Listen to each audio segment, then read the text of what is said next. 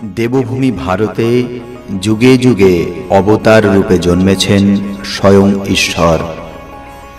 এমনই এক দিব্য জীবন যার সাথে কথোপকথনে সেই সাক্ষাৎকার তুলে এনেছিলেন শ্রী মহেন্দ্রনাথ গুপ্ত। শ্রী গদাধর চট্টোপাধ্যায় হুগলি জেলার কামারপুকুরে জন্মগ্রহণ করেন এবং পরবর্তীকালে দক্ষিণেশ্বর কালী মন্দিরে কঠোর সাধনায় সিদ্ধিপ্রাপ্ত হন। তার নাম হয় শ্রী শ্রী রামকৃষ্ণ পরমহংস। শ্রী শ্রী রামকৃষ্ণ কথামৃত শ্রী রামকৃষ্ণের বাণীর অমৃত। ইহা একটি বাংলা 5 খণ্ডের রচনা, যা মহেন্দ্রনাথ গুপ্তের কথোপকথন। শ্রী শ্রী রামকৃষ্ণ কথামৃত একটি পবিত্র ধর্মগ্রন্থ হিসাবে অনুসারীদের মধ্যে সম্মানিত। আপনারা শুনছেন দেবভূমি ভারত।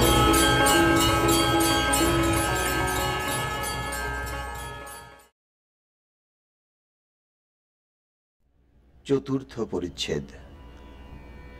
ঠাকুর হলঘরে আবার ফিরিলেন।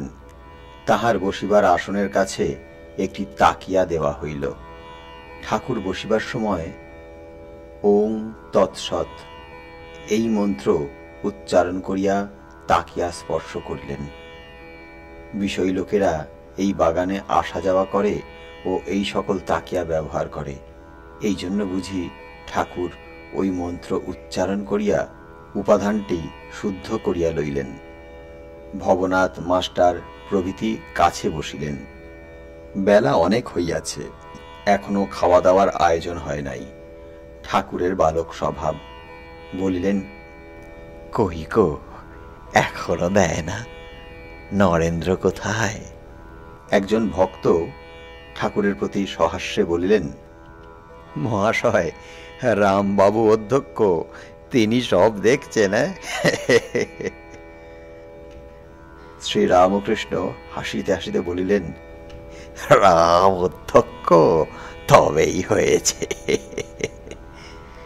একজন ভক্ত বলিলেন, আগে রামবাবু যেখানে অধ্যক্ষ সেখানে এই রকমই হয়ে থাকে। শ্রী রামকৃষ্ণ ভক্তদের প্রতি বলিলেন,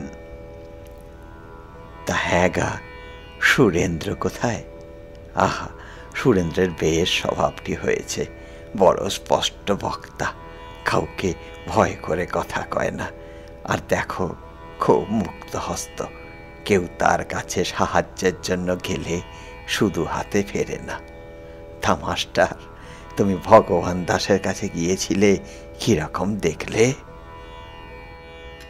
মাস্টার বলিলেন, আজ্ঞা, কালনায় গিয়েছিলাম। ভগবান দাস খুব বুড়ো হয়েছেন। রাত্রে দেখা হয়েছিল, কাঁথার উপর শুয়েছিলেন। প্রসাদ এনে একজন খাইয়ে দিতে লাগলো। চেঁচিয়ে কথা কইলে শুনতে পান। আপনার নাম শুনে বলতে লাগলেন, তোমাদের আর ভাবনা কি? সেই বাড়িতে নাম ব্রহ্মের পূজা হয়। ভবনাথ মাস্টারমশাইকে বলিলেন, আপনি অনেকদিন দক্ষিণেশ্বরে যান নাই। ইনি আমাকে দক্ষিণেশ্বরে আপনার বিষয়ে জিজ্ঞাসা করছিলেন, আর বলছিলেন যে মাস্টারের কি অরুচি হয়ে গেল। এই বলিয়া ভবনাথ হাসিতে লাগলেন। ঠাকুর উভয়ের কথোপকথন সমস্ত শুনিতেছিলেন। মাস্টারের প্রতি সস্নেহ দৃষ্টি করিয়া বলিতেছেন, হ্যাঁ গো, তুমি অনেকদিন যাও নাই কেন বলো দেখি? মাস্টার তো তো করিতে লাগিলেন। এই সময় মহিমাচরণ আসিয়া উপস্থিত। মহিমাচরণ কাশীপুরবাসী, ঠাকুরকে ভারী শ্রদ্ধাভক্তি করেন ও সর্বদা দক্ষিণেশ্বরে যান। ব্রাহ্মণ সন্তান, কিছু পৈতৃক বিষয় আছে। স্বাধীনভাবে থাকেন, কাহারও চাকরি করেন না। সর্বদা শাস্ত্রালোচনা ও ঈশ্বর চিন্তা করেন। কিছু পাণ্ডিত্যও আছে, ইংরাজি, সংস্কৃত অনেক গ্রন্থ পড়িয়াছেন। শ্রী রামকৃষ্ণ বলিলেন, হে কি মহিমা! হ্যাঁ, এখানে জাহাজ এসে উপস্থিত। এমন জায়গায় ডিঙি ডিঙি আসতে পারে, এই যে একেবারে জাহাজ গো। তবে একটা কথা আছে, এটা আবার আষাঢ় মাস। মহিমাচরণের সঙ্গে অনেক কথাবার্তা হইতেছে। শ্রীরামকৃষ্ণ মহিমাচরণকে বলিলেন, আচ্ছা মহিমাচরণ, লোককে খাওয়ানো একরকম তাঁরই সেবা করা, কি বলো? সব জীবের ভিতরে তিনি অগ্নিরূপে রয়েছেন, খাওয়ানো কিনা তাকে আহুতি দেওয়া, কিন্তু তা বলে অসৎ লোককে খাওয়াতে নাই। এমন লোক যারা ব্যভিচারী মহাপাতক করেছে, ঘোর বিষয় আসক্ত লোক, এরা যেখানে বসে খায় সেই জায়গায় 7 হাত মাটি অপবিত্র হয়। হৃদে শিয়রে একবার লোক খাইয়েছিল, তাদের মধ্যে অনেকেই খারাপ লোক। আমি বললুম, দেখ রীতে, ওদের যদি তুই খাওয়াস তবে এই তোর বাড়ি থেকে চললুম। তা মহিমা, আচ্ছা আমি শুনছি তুমি আগে লোকদের খুব খাওয়াতে, এখন বুঝি খরচা বেড়ে গেছে? এইবার পাতা হইয়াছে। দক্ষিণের বারান্দায় ঠাকুর মহিমাচরণকে বলিতেছেন, আপনি একবার যাও, দেখো ওরা সব কি করছে, আর আপনাকে আমি বলতে পারি না, না হয় একটু পরিবেশন করলে। মহিমাচরণ বলিতেছেন, নিয়ে আসুক না, তারপর দেখা যাবে। এই বলিয়া হু হু করিয়া একটু দালানের দিকে গেলেন, কিন্তু কিয়ৎক্ষণ পরে ফিরিয়া আসিলেন। ঠাকুর ভক্ত সঙ্গে পরমানন্দে আহার করিতে বসলেন। আহারান্তে ঘরে আসিয়া বিশ্রাম করিতেছেন। ভক্তেরাও দক্ষিণের পুষ্করণীর বাঁধা ঘাটে আচমন করিয়া পান খাইতে খাইতে আবার ঠাকুরের কাছে আসিয়া জুটিলেন। সকলেই আসন গ্রহণ করিলেন। বেলা 2টার পর প্রতাপ আসিয়া উপস্থিত। তিনি একজন ব্রাহ্ম ভক্ত।